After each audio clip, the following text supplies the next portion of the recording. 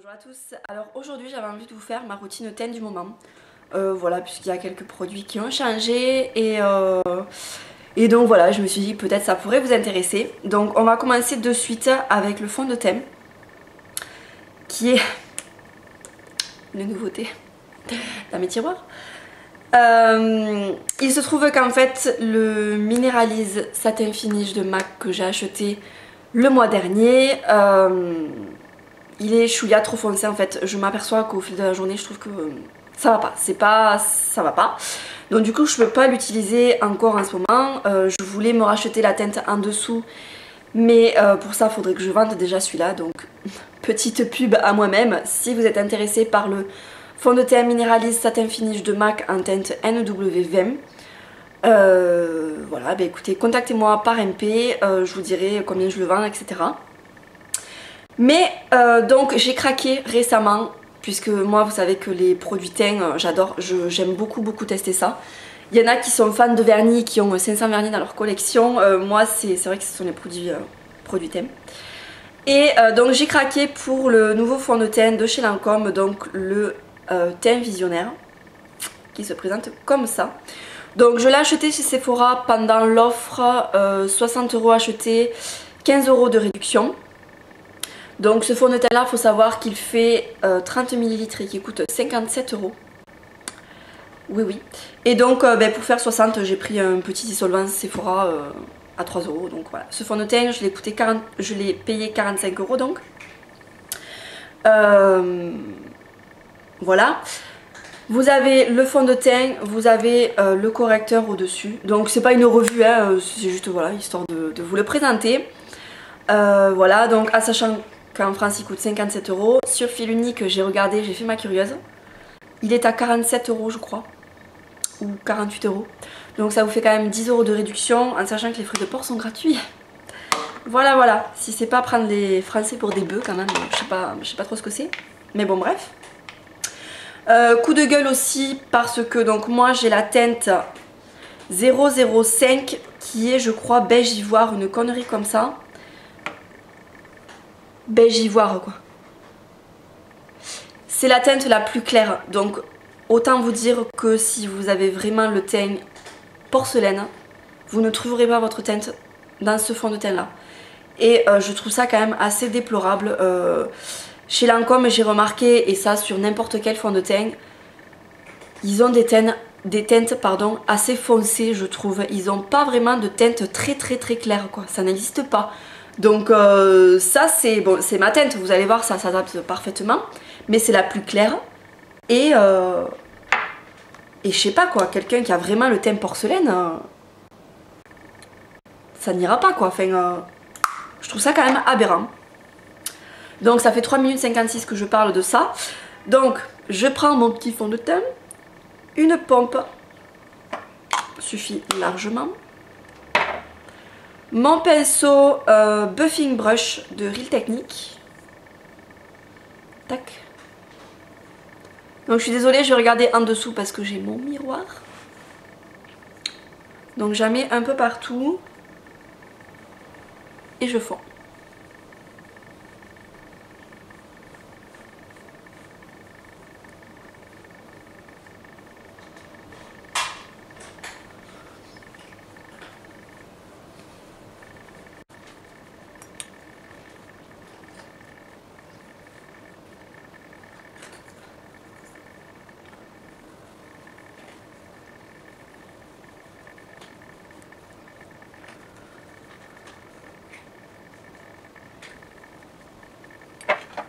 Alors moi j'ai toujours un petit geste après le fond de teint.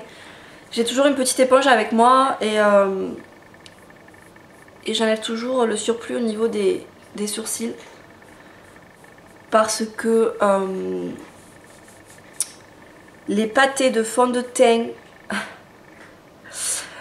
aux sourcils, je trouve c'est un faux pas en maquillage, vraiment je trouve ça immonde quoi, mais vraiment immonde. Donc voilà, ensuite je prends mon correcteur, enfin mon anti-cerne Select Moisture Cover de MAC en teinte NW15. Hop. Une goutte là, une goutte là.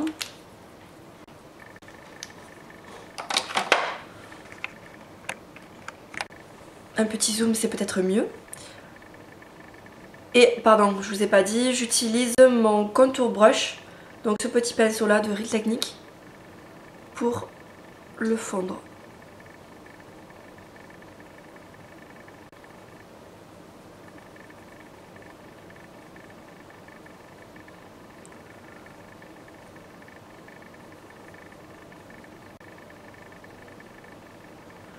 Donc le fond de teint, comme vous voyez, il a quand même une couvrance moyenne. Et je sais pas si c'est précisé pour quel type de peau. Je crois pas que ça soit précisé en fait. Non, je le vois pas marqué. Alors il y a un correcteur aussi là-dedans. Donc ça dépend, des fois j'utilise, des fois j'utilise pas. Voilà, ça dépend en fait. Voilà donc pour l'anti-cerne. J'ai pas envie de mettre de correcteur ailleurs. D'habitude je mets un petit peu de correcteur au menton, ça dépend. Mais là j'ai pas envie en fait, donc je vais pas en mettre. Je prends ma poudre PB Cosmetica, celle-ci, avec mon pinceau poudre de chez Real Techniques, toujours le Powder Brush. Hop. J'en prends un peu en fait. C'est juste histoire d'en mettre un petit peu sur la zone T. Un petit peu au niveau des cernes. Voilà. Et ensuite je prends ma poudre, mais alors c'est mon coup de cœur, vraiment mon coup de cœur, c'est ma poudre je crois préférée. D'ailleurs je sais pas si vous pouvez voir mais elle a vachement baissé. Vous voyez, j'en suis à la moitié, je l'utilise constamment. Je rachèterai cette poudre, c'est celle qui a le meilleur rendu de toutes celles, parce que j'en ai testé des poudres et c'est vraiment celle qui a le meilleur rendu. Vraiment, elle est magnifique, elle est hyper fine, elle est imperceptible sur la peau, elle vous lisse le grain de peau, elle vous fait une peau hyper veloutée. C'est une tuerie quoi, c'est vraiment une tuerie. Donc je la recommande à tout le monde. Bon par contre c'est pas une poudre matifiante, donc peut-être pas pour les peaux grasses, si vous voulez vraiment si vous recherchez de la matité dans une poudre. Mais sinon, pour tous les autres types de peau, elle est extra.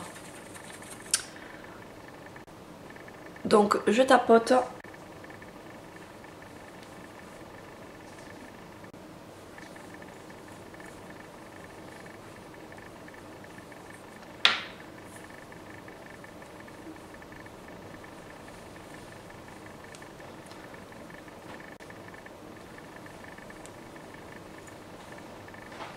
Voilà.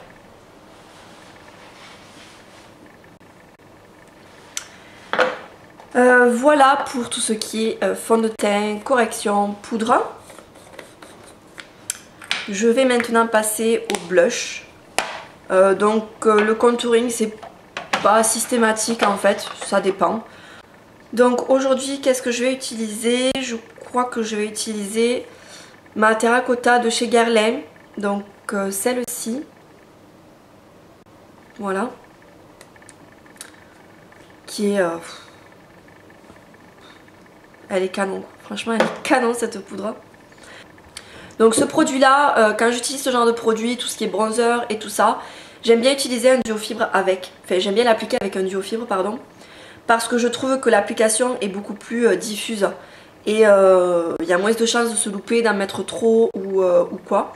Donc voilà, j'aime beaucoup ce pinceau là. Par contre ça pue hein.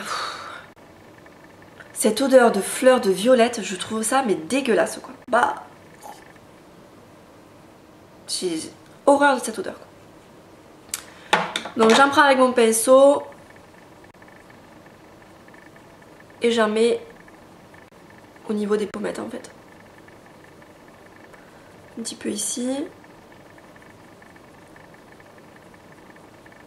Donc ça va apporter un petit peu de... Vous voyez, on voit de suite la différence. Bon, je vais le fondre encore, mais... sais pas, ça apporte... J'adore ce produit, j'adore ce produit. C'est un excellent investissement.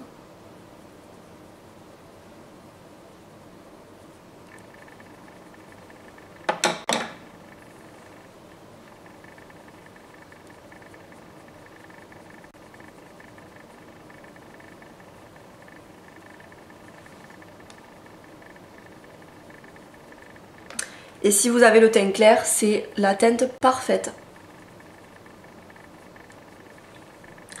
Voilà, je reprends mon pinceau bout là.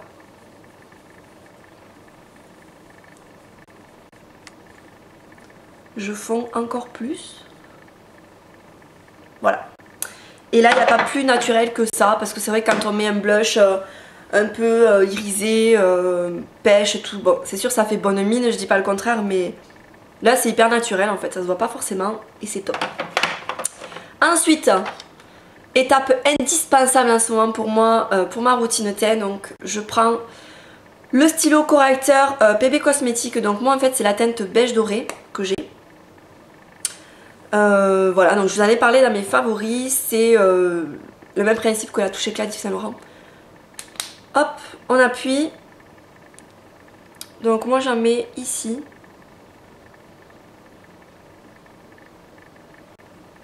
Voilà. Et je fonds au doigt.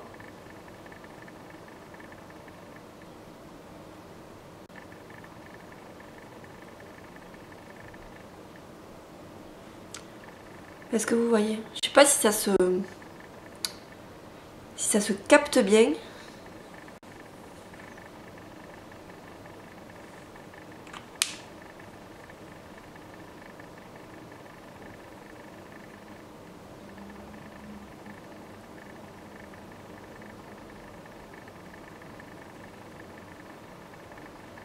Ah, là vous le voyez de ce côté.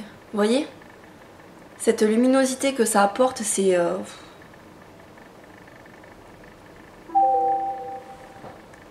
c'est dingue quoi. J'adore ce produit. J'adore ce produit. Voilà, ma routine teint s'arrête à ça. J'espère que cette routine teint vous a plu. N'hésitez pas à me dire vous, à me lister les produits que vous utilisez pour votre routine, vos coups de cœur, vos produits chouchous, etc. Je vous fais de gros bisous et je vous dis à très bientôt. Salut!